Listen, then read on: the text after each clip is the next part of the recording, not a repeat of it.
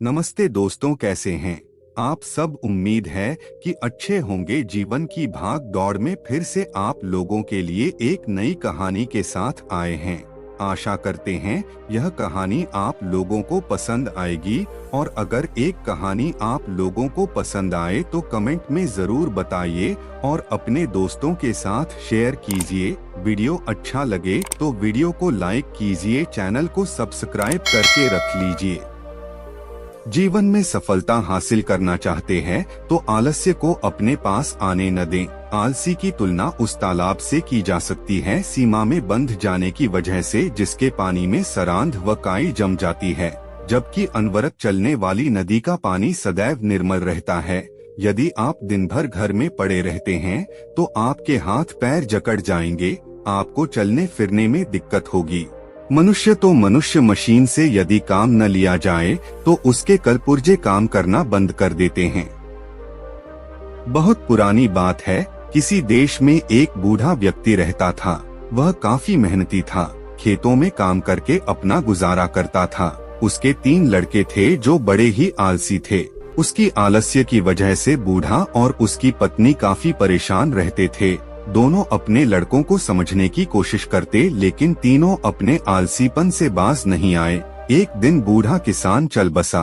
बुढ़िया ने अपने बेटों को खेत पर जाने के लिए कहा, लेकिन वे गए नहीं। जब तक अनाज था बुढ़िया ने उनको बना कर खिलाया। आखिर में एक दिन घर का सारा अनाज खत्म हो गया। जब घर में एक भी दाना नहीं बचा तो बुढ़िया ने अपनों बेटों से काम धंधे के लिए कहा, लेकिन वे तब भी नहीं गए। एक दिन सुबह बुढ़िया उठकर रोने लगी। माँ को रोते देखकर उसके बेटों ने पूछा तो माँ ने बताया, सपने में तुम्हारे पिता आए थे। उन्होंने बताया कि यदि तुम लोग खेत में से गढ़ा हुआ धन निकल कर ले आओ तो हमारी गरीबी दूर हो सकती है। तो इसमें रोने की बात क्या है, लड़कों ने पूछा। बुढ़िया बोलो, मैं तो यह सोच कर रो रही हूँ कि अब खेत खोद कर कौन धन निकल कर लाएगा। किसी दूसरे से कह भी नहीं सकती हूँ, इसीलिए रो रही हूँ। बुढ़िया की बात सुनकर तीनों बेटे खेत में जाकर जमीन खोदने लगे। तीनों बेटे एक ही जगह खुदाई कर रहे थे। यह देखकर बुढ़िया ने कहा, धन खेत में कहीं भी हो सकता है, इसलिए पूरे खेत की अच्छे से खुदाई करो। पूरा खेत खुद जाने के बाद जब धन नहीं मिला तो तीनों बेटे नाराज हो गए। बुढ़िया ने कहा, ठीक है, सपने में तुम्हारे पिता आने पर मैं उनसे इसकी शिकायत करूंगी। जब खेत की खुदाई हो गई है तो क्यों न इसमें अनाज बो दिया जाए। बेटों ने अनाज बो दिया। कुछ ही दिनों में खेत में फसल लहराने लगी। फसल काटने का वक्त आया तो एक दिन बुढ़िया फिर रोने लगी। बेटों ने पूछा, अब क्या हुआ।